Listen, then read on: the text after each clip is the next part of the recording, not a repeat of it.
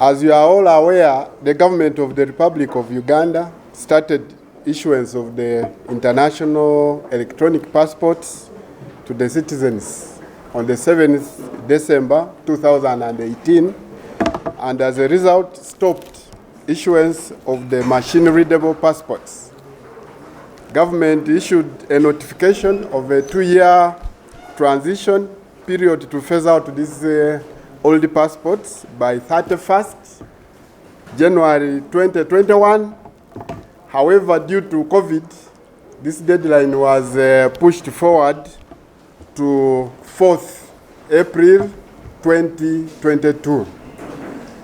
I am reading out this to concretize the point that the machine-readable passports, or indeed the old passports, stopped working on 4th April 2022.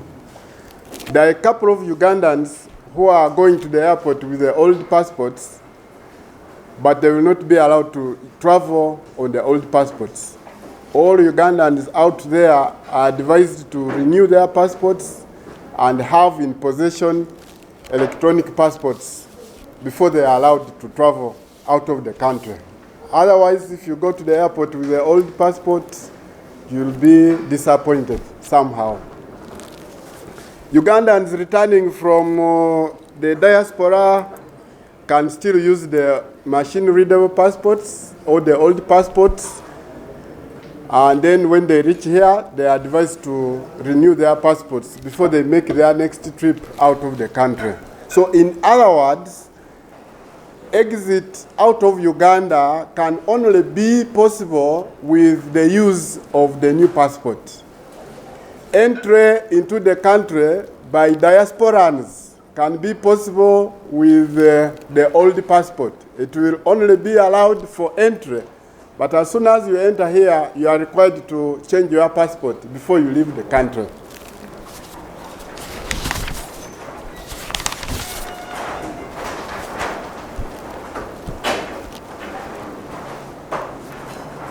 Ugandans who have running visas in the old passports, the Ugandans with running visas in the old passports, they can still be advised to carry the old passports alongside the new passport. If you have a running visa, when you are traveling, you are advised to have the new passport alongside the old passport that bears the running visa.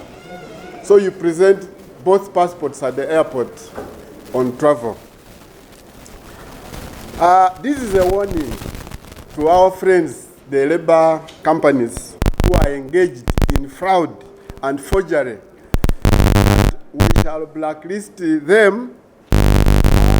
Anyone found forging our appointments for passport or involved in any kind of fraud in a bid to acquire a passport quickly will lead to blacklist of that labor company, and such individuals will not be given passports. So it is a warning. We have had cases of individuals being arrested with forged appointments and showing up at our offices. I think we shall now become tough. Once we get you, we are going to, first of all, arrest you. Secondly, we shall blacklist the company that sent you down there. So in other words, we are discouraging all sorts of fraud. It is the reason you are seeing us struggling with the long queues at the ministry. So ladies and gentlemen, let Ugandans out there help us to control queues at the Ministry of Internal Affairs. It is all the responsibility of everybody, not only us.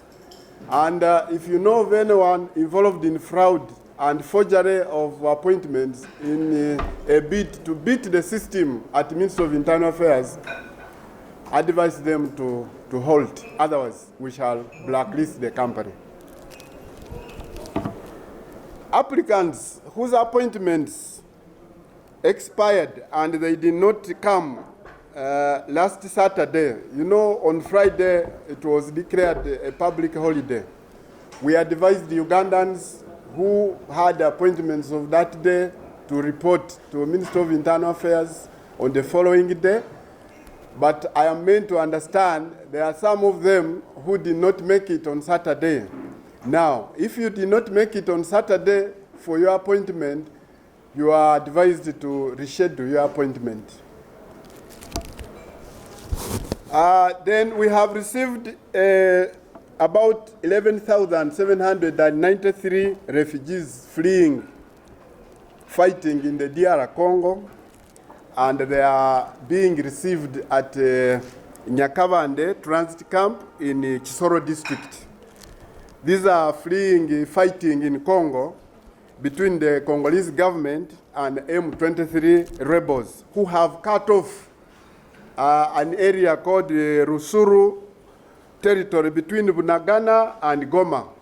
So instead of going to Goma, they are now entering to Uganda. And so far, we have received 11,793.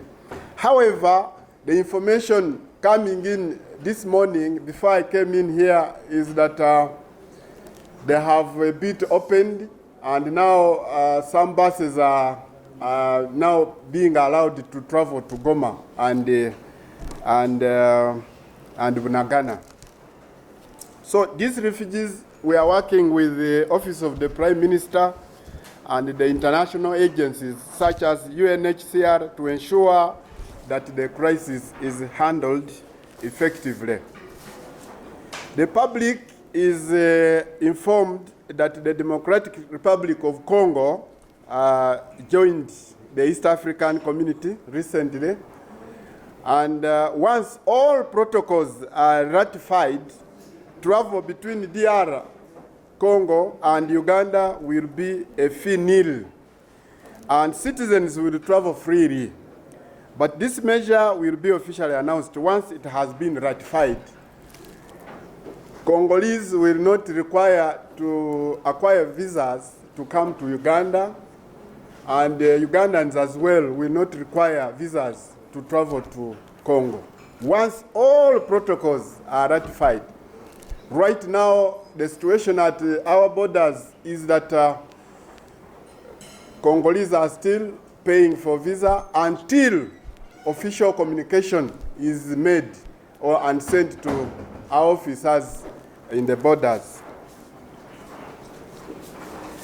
The issue of information circulating on social media concerning the East African community postponement of the phase-out period of the old passport, we are aware about that information. It is true, but we are not contravening as Uganda.